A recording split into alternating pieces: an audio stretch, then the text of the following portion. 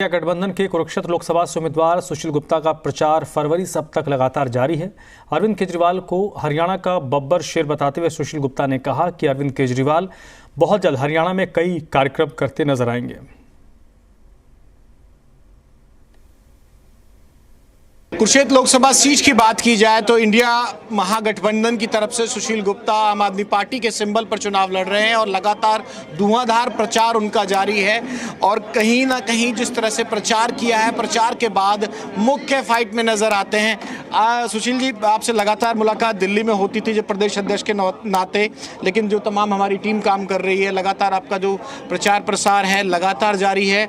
मैं number of days से शुरू करता हूँ, कितने दिन हो गए आपके प्रचार के? क्योंकि जो सबसे पहली टिकट अनाउंसमेंट्स थी हरियाणा में 27 फरवरी को मैंने अपना प्रचार शुरू किया था और लगभग 800 गांव के अंदर मैं जा चुका हूँ। 800 गांव आपने कवर कर लिए? जी जी। सारी विधानसभाएं जो आती है कुरुक्षेत्र लोकसभा, तो सब कर 9 की 9 विधानसभाओं के अंदर लगातार कई चक्कर मेरे हो चुके हैं। मैंने प्रचार में जब आया था, मैंने सोचा था कि मेरा 5-6 किलो वजन घटेगा, परंतु कुरुक्षेत्र में मुझे इतना प्यार मिला, दूध मिला, जलेबी मिली, लड्डू मिले, कई चीज़ें मिली, बर्फी मिली, वजन 4 किलो बढ़ गया। विरोधियों के सवाल पे आए, उससे पहले आपके दावे पे जाना चाहूँगा। सुशील गुप्ता खुद क्या महसूस कर रहे हैं इस लोकसभा चुनाव को लेके? क्योंकि चुनाव प्रचार, जैसे मैंने कहा, सबसे पहले आपका शुरू हो गया था। कोई नहीं है टक्कर में, ऐसे पड़े हैं चक्कर में। कौन चक्कर में पड़ा है? ये बीजेपी वाले बाबा लेके घूम रहे हैं और एक दूसरों को गाली देता घूम रहा है। तो मुख्य मुकाबला आप किससे समझते हैं? अगर आप समझते हैं कि आपकी लीड है, तो मुख्य मुकाबले में कौन है? मुकाबले में कोई नहीं है, मैंने तो बोला कोई नहीं है टक्कर में, कोई नहीं है। दूसरे तीसरे नंबर की तो आप अपने हिसाब से जज करेंगे। नंबर तो आएगा, वोट जितनी मर्जी हो, नंबर तो दूसरा बीजेपी का ही आना है। बीजेपी का आना है। हाँ। बाबाओं वाला क्या चक्कर है जो आप बता रहे हैं? वोटर तो वोट दे नहीं रहे। अब ये सोच रहे कथावाचक आके आमंत्रण मारेंगे और कुछ सम्मोहन शक्ति यहाँ पे घुमाएंगे। 25 लाख रुपए राजकिशोरी जी लेती हैं। सम्मानीय राजकिशोरी जी को प्रणाम करते हुए मैं कहता हूँ कि राजनीति में उनको धंसना नहीं चाहिए, हर व्यक्ति उनके करता है। एक वो बागेश्वर बाबा जी हैं जो दिखाते हैं चमत्कार। नवीन जी चाहते हैं कि जनता तो वोट दे नहीं रही, बागेश्वर बाबा जी चाहे करोड़ रुपए लगो आके कुछ चमत्कार मार दें। और एक वो कन्हैया मित्तल जी हैं, ये सब 25 लाख रुपए से ऊपर के हैं जो इनका मुझे बताया गया। मुझे नहीं पता, मैं माफ़ी मांगते हुए ये भी कह सकता हूँ, मैं कैमरे के सामने बोल रहा हूँ, मुझे जानकारी नहीं है, परंतु जो कुरुक्षेत्र की जनता कह रही है कि अगर ये कथा करानी हो तो करोड़ रुपए कम से कम खर्चा होता है। आलिशान टेंट लगाने पड़ते हैं, भोजन लगाना पड़ता है, सोफे लगाने पड़ते हैं, कई किस्म की सजावट करनी पड़ती है। अब पता नहीं इलेक्शन कमीशन क्यों आंख मूंदे हुए है, जब करोड़ों रुपए का खर्चा ये कर रहे हैं। वहाँ पे नवीन जी की धर्मपत्नी और उनकी माता जी, इनके बोर्ड उस प्रोग्राम के लिए सारे शहर में लगे हुए और सारी के सारी कथा के अंदर वो पर्चे बांटते हैं नवीन जिंदल जी के, और एक प्रचार का माध्यम उन्होंने बना रखा है। मुझे बहुत खींच से कहना पड़ता है कि पहले दिन भी इलेक्शन कमीशन ने हमें गालियां देके हमारी परमिशन रद्द की थी, और आज भी ये आंख क्यों बंद किए हुए है? ये तो इलेक्शन कमीशन को बेहतर मालूम होगा। इस तरीके के जो अनाप शनाप खर्चे हैं, हम तो पीपल के पेड़ के नीचे बैठ के मीटिंग करते हैं और ये आलिशान एयर कंडीशन टेंट लगाते हैं।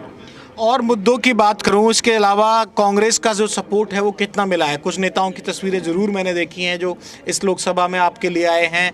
रणदीप के भी काफ़ी कार्यक्रम लगे हैं और मेरे को लगता है यहाँ से हुड्डा साहब भी शायद आपके 2-3 कार्यक्रम में होके गए हैं। कितना सपोर्ट कांग्रेस का मिल रहा है और पूरी की पूरी 9 विधानसभा के लिहाज से जो गठबंधन है, ज़मीनी स्तर पर कितना काम आ रहा है आपके? पूरे के पूरे हरियाणा के अंदर आम आदमी पार्टी और कांग्रेस का गठबंधन है। कांग्रेस का एक एक साथी, एक एक नेता, एक एक कार्यकर्ता आज कुरुक्षेत्र लोकसभा पे झाड़ू के लिए काम कर रहा है, डॉक्टर सुशील गुप्ता के लिए काम कर रहा है, मन से काम कर रहा है। और इसी प्रकार 9 लोकसभाओं में आम आदमी पार्टी का एक एक साथी का कार्यकर्ता कांग्रेस के लिए काम कर रहा है। गुप्ता साहब, ये आपने बात की, लेकिन जो आपने एक शुरुआत में कहा था कि मैं जाटों के गांव का बढ़िया हूं, ऐसे डरा नहीं करता, वहां जो मुकाबले में अभय सिंह चौटाला हैं वो लगातार प्रचार प्रसार कर रहे हैं, एसवाईएल की बात कर रहे हैं और एसवाईएल को लेकर आप लोग पर निशाना साध रहे हैं। जो आपका वो बयान था, इससे कनेक्ट करते हुए अभय को किस तरह से देखते हैं और एसवाईएल को लेकर आप लोगों को घेरने का काम? देखो, नोटा से कम वोट मिलेंगे अभय को। अभय की स्थिति ये है, तो इसलिए उसकी चर्चा ही क्यों करें। जहां तक एसवाईएल की बात है, देश के प्रधानमंत्री का काम है पानी बांटना, केंद्र सरकार का काम है पानी बांटना। कोई राज्य पानी नहीं बांट सकता, क्योंकि पानी पे, नेचुरल रिसोर्सेज पे as per rule central government का हक है। प्रधानमंत्री क्यों पानी बांटने के लिए सुप्रीम कोर्ट भी कह चुका है, क्यों नहीं बांटता। हरियाणा में इनकी सरकार, केंद्र में इनकी सरकार और पंजाब में भी अकाली दल के साथ इनकी सरकार रही, तीनों जगह इनकी सरकार रही। ये ड्रामा बनाते, मूर्ख बनाते हैं लोगों को। अभी 4 दिन पहले, कुछ महीने पहले राजस्थान में बीजेपी की सरकार आ गई। खट्टर साहब ने किसानों से फिर दुश्मनी निभाई और हरियाणा का पानी राजस्थान भेज दिया। शर्म नहीं आती? हमारे में पहले पानी कम था, क्यों भेजा राजस्थान? मैं पूछना चाहता हूँ।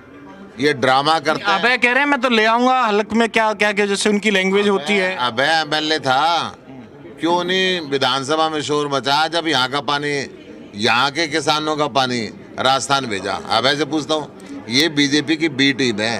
अभय ने राष्ट्रपति के चुनाव में बीजेपी उम्मीदवार को टिकट दी, अभय ने राज्यसभा के चुनाव में बीजेपी के उम्मीदवार को वोट दी, अभय ने जिला परिषद के चेयरमैन के चुनाव में यमुनानगर में बीजेपी के कैंडिडेट को वोट दी। तो ये किस मुंह से कह सकते हैं? वोट काटू का भी आप लोग कह रहे हैं कि जो बाकी लड़ रहे हैं वो वोट काटू भी है। इनके बस की बात काटना भी नहीं है। जब इनको नोटा से कम मिलनी है तो क्यों बात कर रहे हो? चलो अगला सवाल पूछता हूं। जो हाल का राजनीतिक घटनाक्रम रहा है, चुनाव तो लोकसभा के लिए है, प्रधानमंत्री चुनने के लिए है, वहां वो मोदी को लेके आते हैं, नरेंद्र मोदी के नाम पे, प्रधानमंत्री साहब के नाम पर वोट मांगते हैं। इस फैक्टर को कैसे आप लोग देखते हैं या इससे कैसे काउंटर करते हैं? अगर नरेंद्र मोदी जी कुरुक्षेत्र में आए तो मैं उनका अभिनंदन करूंगा और उनसे पूछूंगा, आप कुरुक्षेत्र में इनको कोयला चोर बता के गए थे। 1,86,000 करोड़ रुपए का आपने आरोप लगाया था। गली गली के अंदर चोर चोर चोर चोर चोर चोर कह के बर्फी के प्लेट में कोयला लेके घूमे थे बीजेपी वाले। अब वो बीजेपी वाले पूछ रहे हैं कोयले से कोहिनूर कैसे बनाऊं, चोर से सिपाही कैसे बनाऊं।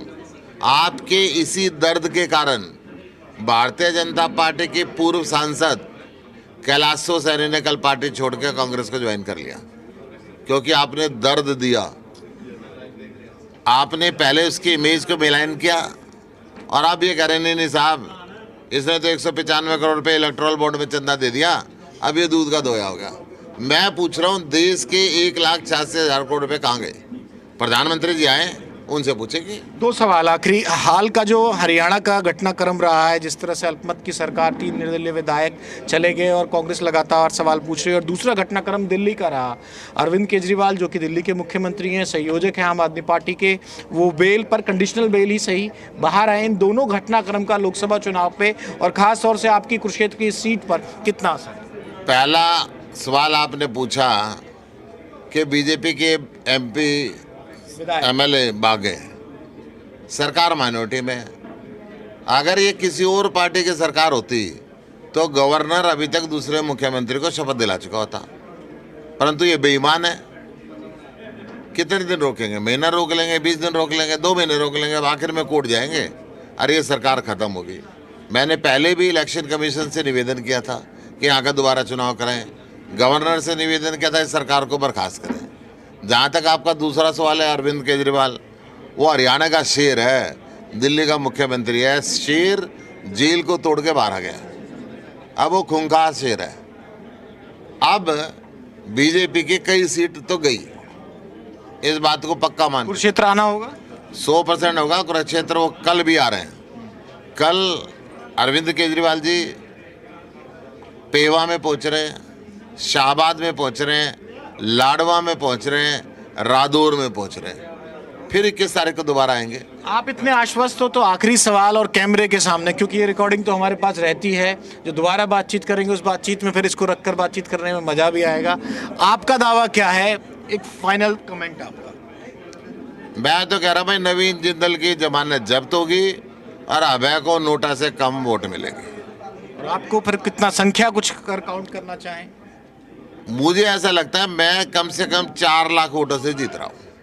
तो सुशील गुप्ता साहब पूरे कॉन्फिडेंस के साथ ये दावा कर रहे हैं, ऑन कैमरा भी दावा कर रहे हैं कि जो माहौल है उनके पक्ष में है, और बीजेपी के कैंडिडेट हों, इंडियन नेशनल लोकदल के कैंडिडेट हों, उनके तमाम सवालों का भी जवाब देते हुए, आगे की रणनीति बताते हुए कहीं ना कहीं इस कुरुक्षेत्र के रण में मजबूती से अपनी जीत का दावा करते हुए नजर आ रहे हैं।